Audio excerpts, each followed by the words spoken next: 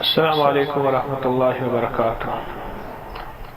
آپ خواب کی تعبیر میں صاحب کمال بننا چاہتے ہیں تو سب سے پہلے یا علیم علمنی یا خبیر اخبر یا وہاب حبلی من اسرار الدنیا والآخرہ، یہ ایک تحفہ دے رہا ہوں آج۔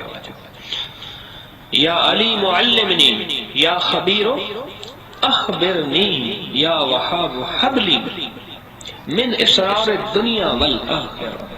یہ لفظ خواب کی تعبیر کے لیے کمال ہے۔ اس وقت اللہ جل شانہ دل کے اندر ایک الہام کر دیتے ہیں، اس کی تعبیر فوری نقد اللہ پاک اس کی تعبیر کا فوری الہام کر دیتے ہیں۔ استخارہ کے لیے تو آخری چیز ہے استخارہ، یعنی یوں سمجھ لیں استخارہ تو اس کے سامنے ایک چھوٹی سی چیز ہے۔ آپ جس چیز کے بارے میں خیر اور شر کا جاننا چاہتے ہیں، بہت کمال کی چیز ہے۔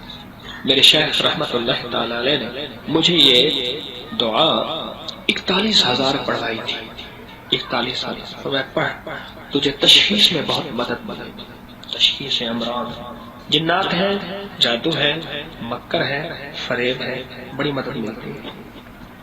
اس کا اگلا فائدہ سنو، یہ دعا کشف کے لیے لاجواب ہے، کشف کے لیے، اور کشف کے جتنے بھی حصے ہیں، وہ کشف القبور ہے، کشف الصدور ہے، کشف الورا ہے۔ مجھے اس بات کا شوق ہے کہ لوگوں کے دلوں میں کیا ہے، میں چاہتا ہوں کہ مجھے جہاں بٹھایا گیا ہے میں غریب کی غریب پروری کروں۔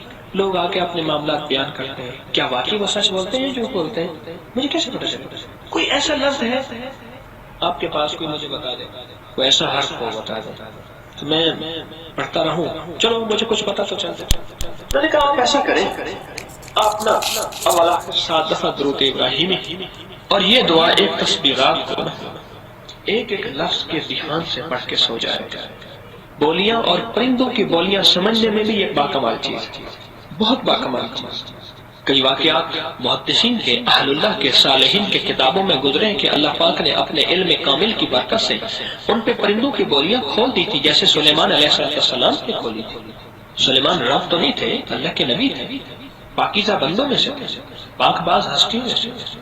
یا علیم علمنی یا خبیر اخبرنی یا وہاب حبلی من اسرار الدنیا والآخرہ۔ اللہ دنیا اور آخرت کے اسرار، راز، رموز، کمال، سربستہ چیزیں مجھ پہ کھول دے۔ کیسی عجیب چیز ہے، بہت وزنی دعا ہے اور بہت طاقتور دعا ہے، بہت کمال کی چیز ہے۔